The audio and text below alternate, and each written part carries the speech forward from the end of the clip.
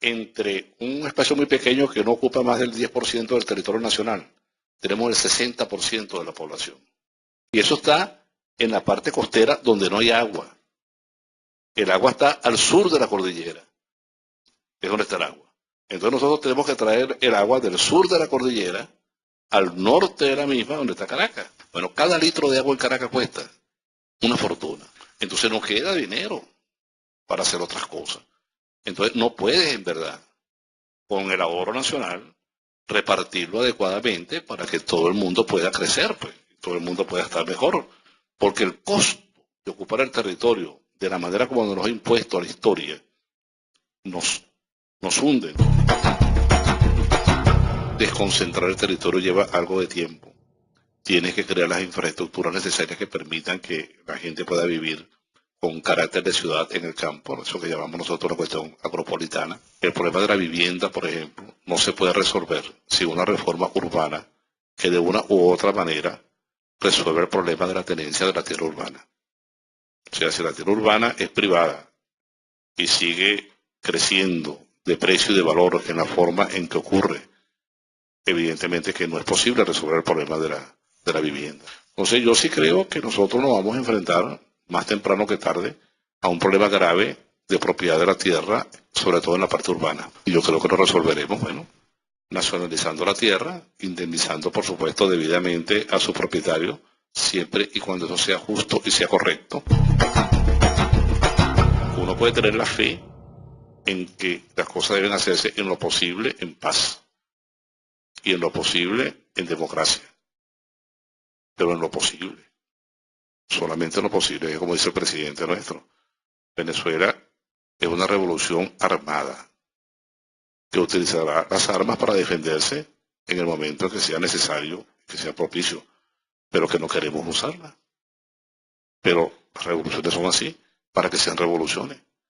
Tienen que tratar de hacerlo en paz, pero, como se dice, las condiciones las pone en cierta forma el enemigo. La corrupción es algo, chicos, inherente al capitalismo. Mientras haya capitalismo, hay corrupción. Porque, bueno, es el problema de la mentalidad que busca la riqueza. Por otra parte, la cultura dominante es la capitalista, sigue siendo la capitalista. Ahora, ¿cómo se combate la corrupción? Evidentemente que por muchos caminos, uno de ellos es el judicial, el represivo. ¿Es fácil hacerlo? No, es muy difícil. ¿Por qué es difícil? Bueno, porque la corrupción es en red. O sea, los sistemas sociales se organizan en forma de red. Bueno, y hay redes, están los abogados, está todo el sistema legal. El sistema legal se viene modificando, ¿verdad? Paulatina, pero tesoneramente.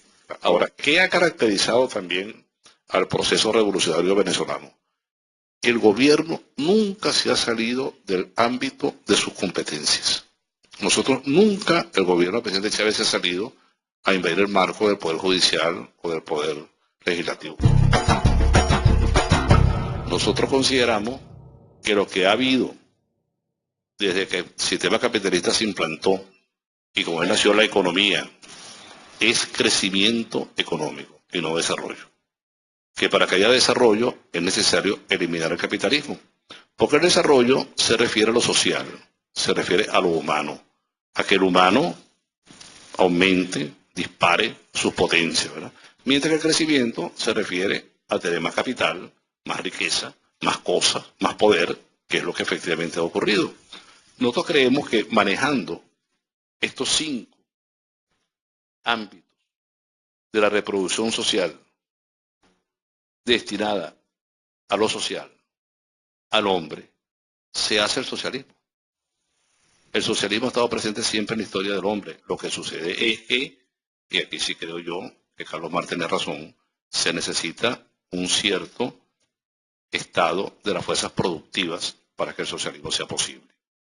¿Por qué? Bueno, sencillamente porque para que todos, por ejemplo, tengamos una democracia participativa y protagónica, tenemos que tener los instrumentos para llevar adelante. La política es un poco el camino que hay entre el sueño y la realidad. O sea, para pasar de esta realidad al sueño, es que hacemos política, pues son sueños políticos. Si no, yo creo que no vale la pena. Pues. Entonces, esos sueños han estado a través de la historia, han estado también a través de las grandes religiones, tanto las laicas como las de dioses, pues, las cristianas, el budismo, el hinduismo, todos han tenido un trasfondo socialista. Claro, el socialismo es una palabra que envuelve muchas cosas a través de la historia. Se ha hablado de socialismo desde la Revolución Francesa para acá y también desde antes, ¿no? Nosotros pensamos que la mayoría de esos socialismos fueron planteados antes de tiempo. No antes de tiempo porque los revolucionarios no debían hacerlo, ¿no? Yo creo que los revolucionarios de aquel momento hicieron lo que tenían que hacer, que era hacer la revolución. Porque ese es el primer deber que tiene un revolucionario, hacer la revolución. Si la haces antes de tiempo y no puedes alcanzar los objetivos que perseguías, bueno, tendrías que seguir luchando si vives para ello, para alcanzar esos objetivos. Y si no, dejar tu ejemplo para que otros lo sigan más adelante, no tiene más remedio, ¿verdad? Pero el revolucionario no puede desfallecer. El socialismo no es algo que se decreta, sino que se construye. Nadie puede pretender o creer que Venezuela es un estado monolítico, ni su gobierno tampoco. Hay lucha de clases, hay tendencias, hay enemigos y amigos, todo eso ha ocurrido pues, y sigue ocurriendo. Eso es parte del proceso. La manera como lo manejemos dependerá si se obtienen triunfos o si fracasamos, ¿verdad? Todo movimiento puede fracasar. Trataremos de que no ocurra. Pero bueno, hay diferencias. Y en la diferencia está la vida, como se dice. Como decía el camarada Trotsky, y el presidente lo cita mucho, sin el látigo de la contrarrevolución, la revolución no avanza.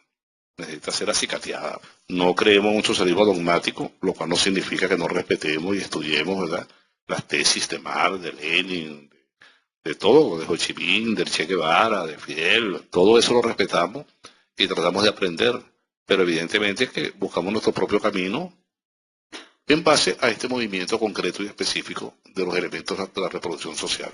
Pero entendemos de que es haciéndolo, o sea, la revolución se hace haciéndola, como decía Machado, el camino se hace andando.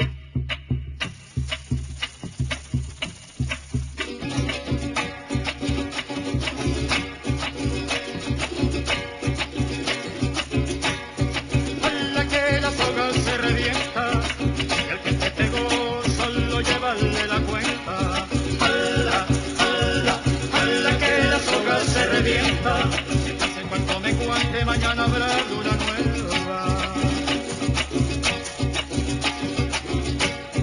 Ojalá que ya pase el tiempo malo, como en el dominó los mirones son de palo. Ojalá, ojalá, ojalá que la soga se revienta, nuestra tierra sueltecita será bonita. Pero ese poder que ustedes me han dado, a mí no me pertenece. Ese poder es de ustedes. Ustedes crearán el gobierno que no será el gobierno de Chávez, porque Chávez es el pueblo, será el gobierno del pueblo, el gobierno de la mayoría, el gobierno de la libertad. Ojalá que la soga se revienta, ay, ay, ay, se revienta, se revienta, se revienta.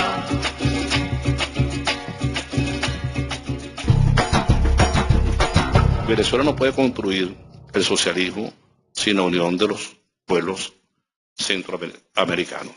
Eso es imposible. Tiene que ser un movimiento de solidaridad continental. Segundo, que se establezca una integración suramericana y del Caribe sobre base de una reproducción social que tienda a la soberanía, a la autodeterminación, al desarrollo endógeno, etc. Sin eso no podemos hacerlo. Y por eso la política que nosotros adelantamos con respecto a los pueblos hermanos es la de integración y solidaridad. Pero Venezuela está actuando en las materias donde podemos hacerlo, sobre todo en la materia energética, con toda la buena voluntad y con toda la flexibilidad y el desprendimiento de ayudar a los pueblos hermanos. En el sistema financiero estamos haciendo exactamente lo mismo. Estamos haciendo las proposiciones de un banco suramericano, de una moneda suramericana. O sea, estamos haciendo todo cuanto está en nuestras manos, todo cuanto nos es posible para estrechar los vínculos con los pueblos latinoamericanos. Por supuesto que esto tiene un problema. que es que la mayoría de los pueblos latinoamericanos están manejados por gobiernos oligárquicos. Bueno, entonces tiene que haber un movimiento, y es lo que nosotros decíamos y esperamos, dentro de estos pueblos latinoamericanos, de tal manera que lleguen grupos al poder, que estén más consustanciados, evidentemente, con un movimiento real de integración solidaria y soberana, en base a un movimiento que tienda a lo social, que tienda a lo humano, que tienda a fortalecer a la gente, ¿no? Pero, mientras tanto, nos manejamos lo más posible con los gobiernos que existan, pues, ¿no? Tratando de llevar esto adelante. Y sobre todo, diciendo las cosas que tenemos que decir donde quiera que se nos dé la oportunidad para ello, ¿no? E igual que yo en chiquito, pues, pequeño tamaño, lo digo aquí, el presidente lo dice en las Naciones Unidas. Pues.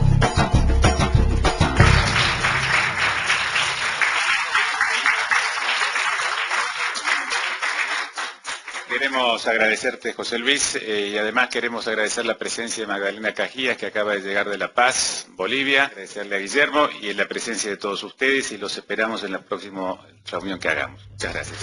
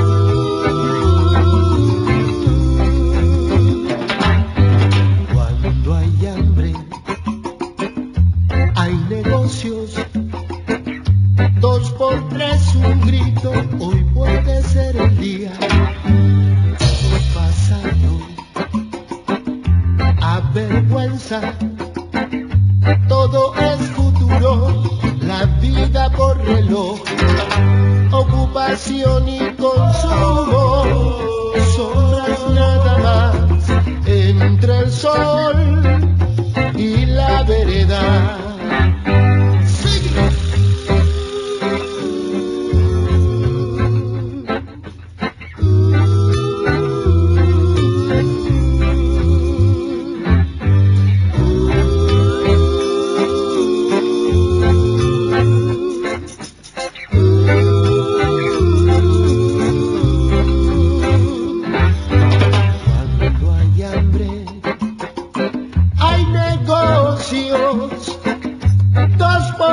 Un grito, hoy puede ser el día.